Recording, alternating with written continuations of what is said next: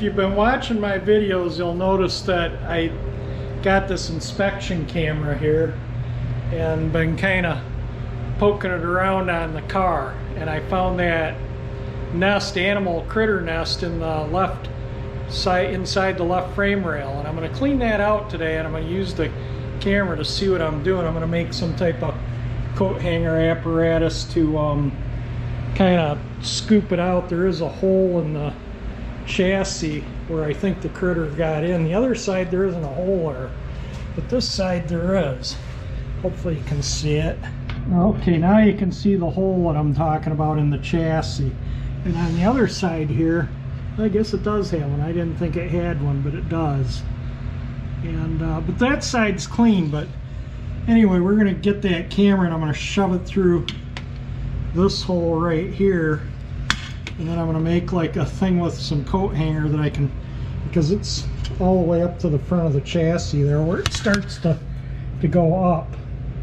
So it's quite a bit of ways in there, so you can even see actually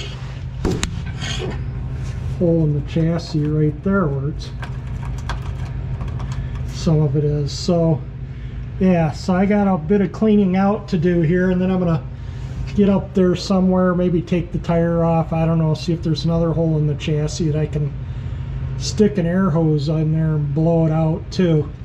I just want to clean the chassis out. I just don't want that stuff in there. It's probably been in there a long time. I ever show the undercarriage of this car? You know, I do all these projects and stuff, and they all get, you know, videoed and stuff, but the undercarriage of this car is still mostly original. I did repaint the diff and the control arms, and I put new control arm bushings in the rear, and while everything was out, I figured, you know, why not just clean everything up and paint it.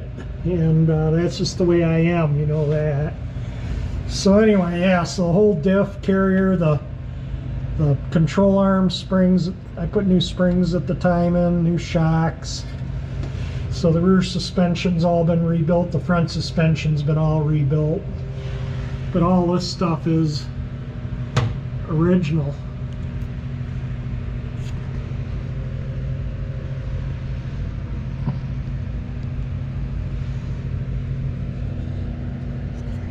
Show up. That's kind of in the very rear. I don't know if I have the cameras in the way of the light there, but anyway. Alright, let's get to cleaning that out. I'm going to use this probe, and I put the little foot thing on this so that sits nicely like that. I can just set it on the garage floor and see what I'm doing. I think that rat's nest got up in there was probably back in the 80s and the 90s, like probably most of the, from early 80s, 83 maybe, to probably the mid to late 90s. My folks, next door neighbor, she was a widow and was probably, I don't remember when her husband passed away, but she was maybe in her early 70s, and he was like 10 or 12 years older. Died of cancer. Had a heart attack, actually, is what he died from, but he had been undergoing things for cancer and stuff, so I think that just, you know, added to the heart attack. But anyway, I made a deal with her. I'd take care of her, I'd keep her shrubs trimmed and take care of the exterior of her house because she couldn't do it, and keep her driveway clear. That way she could stay in her house, wouldn't have to move into an apartment or something. And she only had the one car then after her husband passed away, and they had this John Deere tractor, so I sold that. That was in the garage, so I sold that for her. And in return, she let me keep my car in her garage.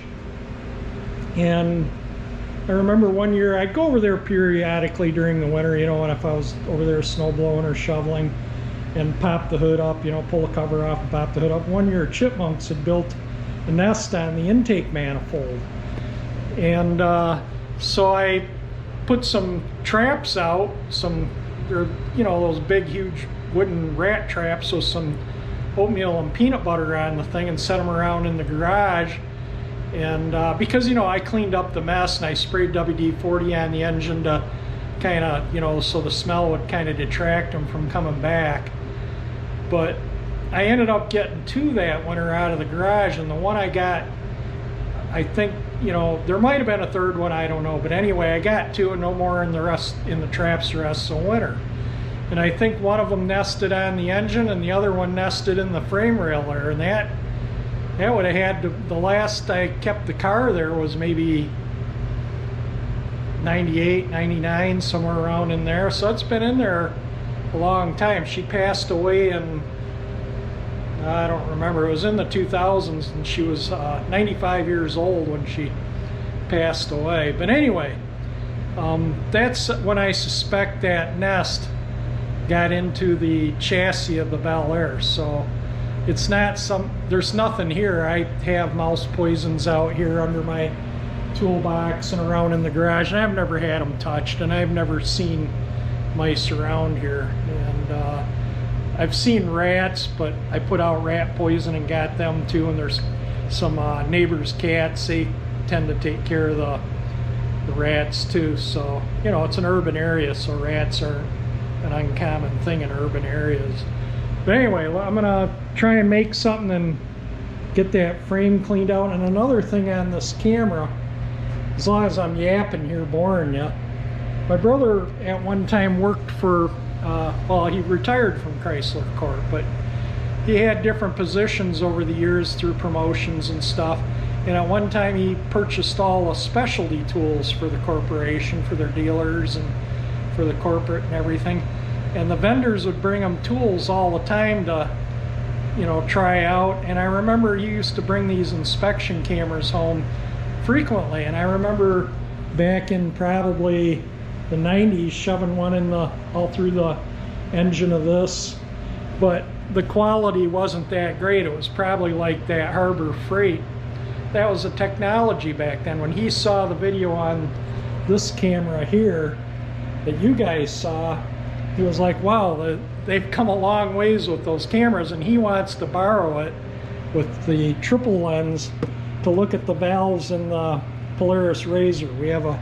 We inherited my dad's Polaris RZR, and it's got a performance engine. It's not turbocharged, but it's a performance engine. And my brother, and he may talk about it in the video, I'm getting from the company that the Viafo, they sent me the dash cam for this and this, and they're sending it. And then they noticed I had a motorcycle in my videos, and they asked me if I wanted a motorcycle cam, and I emailed them back and said, yeah, but the bike is 6 volt and those cameras are 12 volt, so it won't work on the bike.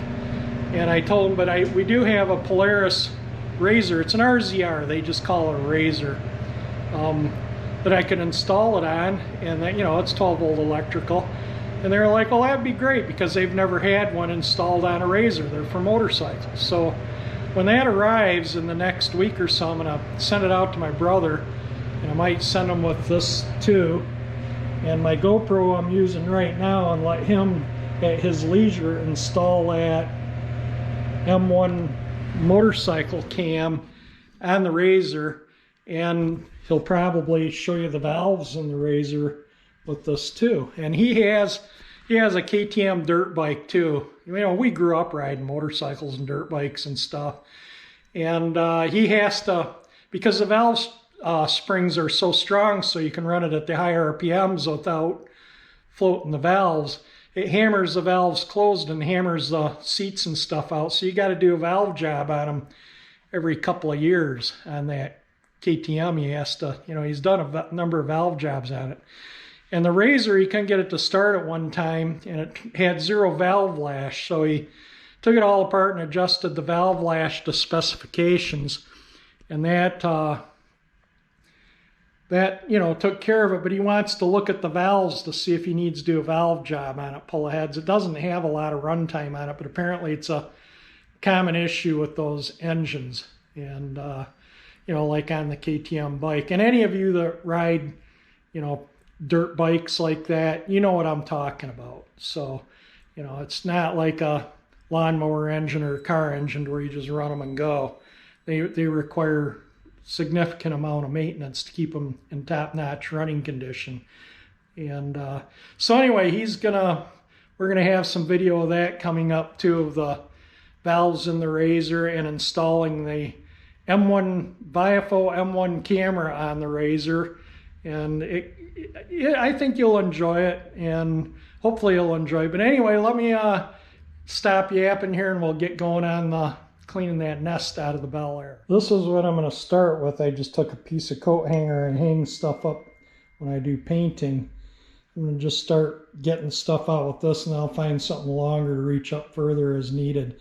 But I might find a hole in the chassis somewhere to where I can shove my blowgun thing in. I made this. I had one of these that the tip broke off, so I just took a double flare fitting here and just some brake tubing or whatever, and kind of made a blowgun with it that reaches a little longer, and I can bend that. It's malleable like brake line, so I can bend it around if I need to and get it in the tight areas. I actually made two of them because I had another one that I dropped and broke. You know, you're in with the air hose, and then you just do that with the air hose, and the little brass thing breaks off, and then they're pretty useless. This is what they originally looked like. And I just, like I say, after this broke off, two of them broke off, I don't drop this one on the floor with it on the air hose anymore. I carefully set it down. I don't want to break a third one. You know, you'd think I would learn with one, but I didn't. It took two to learn. But anyway, those are my blowguns that I use to get into tight areas. You know, and like I say, that's extremely malleable, that tubing, so I can bend it around as needed.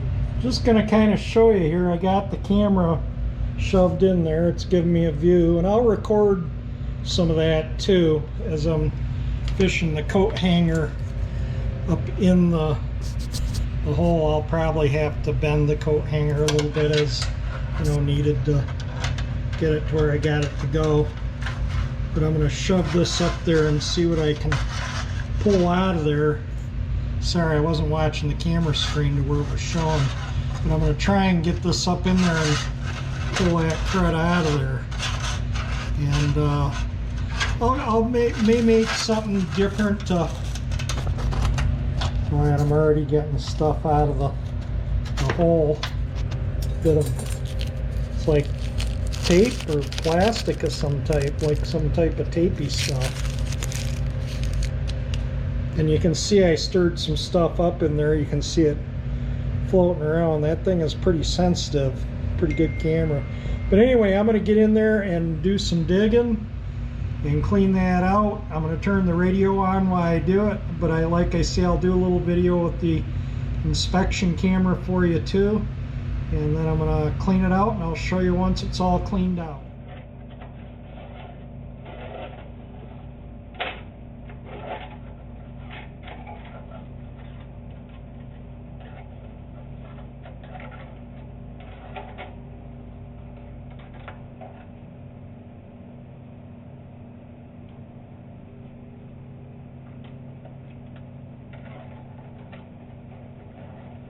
It's nice to be able to see what I'm doing to get in there.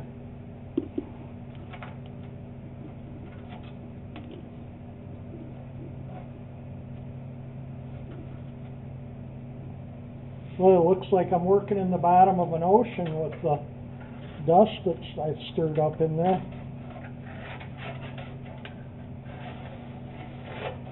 Yeah, I'm going to have to bend this thing or do something more to get in there. Yeah, I shaped the end of it a little different, so maybe, I'll take my pliers and I might play with bending that to see what makes it for the easiest to drag stuff out. Sorry about the noise. You can see I fished a bunch of the stuff out, and I took my air thing and kind of bent it. There's a hole in the chassis there that goes through. Down to get the stuff out. The vacuum is sucking the stuff out. I think it's pretty clean. Let me wait until the compressor turns off and I'll make some more video. Well, I just swept up the mess under the car so you could see what all was in the chassis. I mean, this looks like the end of a cigarette pack. This looks like maybe off of a mop or some type of string thing, but it looks like, you know, all those mop things, you know, that's you use in a ringer bucket. Lots of plastic, another cigarette wrapper end. Looks like another bit of cigarette wrapper end. Feathers. Yeah, it's just kind of a mess of stuff. And without that inspection camera, I would have never known that was in the chassis. And I could have never fished it out with I used a couple coat hangers. I'm going to clean this mess up before I show you the inside of the chassis. It's really nice and clean. But I made a couple coat hangers here that I used. One I put a hook on the end and one some tape. And what I did was, there's some holes in the chassis here. One there and one underneath there. Kind of above the tailpipe. Let me see if I can show it. Right there. And so I was able to shove the one coat hanger in and push the stuff forward, and the other one and pull it out. The stuff ended right around in here because I shoved the camera in here, you know, to see how far up the frame it went, and shoved it in here. And it really was, this was about the limit to where the nest was. So the nest was from about here to about, even with the tailpipe hanger there. So where that hole was, it's for the bumper bolt access. So you can see where that bumper bolt is. And right there.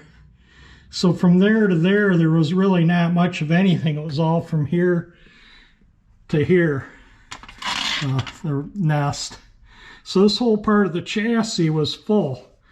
And I'm really pleased to get that out.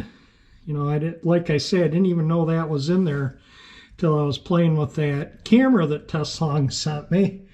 So go buy one of their cameras for me, because, yeah, it's a handy thing to have. And like I say, you know, I could see what I could do. I had the camera down there sitting here, and I could see where I could, when I was actually moving the clump of stuff by twisting the wire to get it. And then I could see to hook it on the other side to pull it out. And once I got it all out to where the inside of the chassis looked really clean, I blew it out with the compressed air with the vacuum stuffed in that end. So anyway, the garage is still like a fog of dust in here. So I'm going to clean that up. I'm going to open the door, and I'm going to take the leaf blower and blow out the garage. And then we'll get some video of the inside of the frame rail there for you guys. And I got to straighten this back out now too. You know, I've bent these over the years, and if I mess it up, I just cut a new piece of tubing, reflare it, and put a new piece on there. I can make them longer, shorter, do whatever I want with them. So I'm not worried about when I bend them, because I do that fairly often. Yeah, it looks like I need to clean the vacuum out after that. I can even see some cigarette wrappers in there and some rust scale and stuff. So I'm gonna clean that too. Like to see how I clean the vacuum.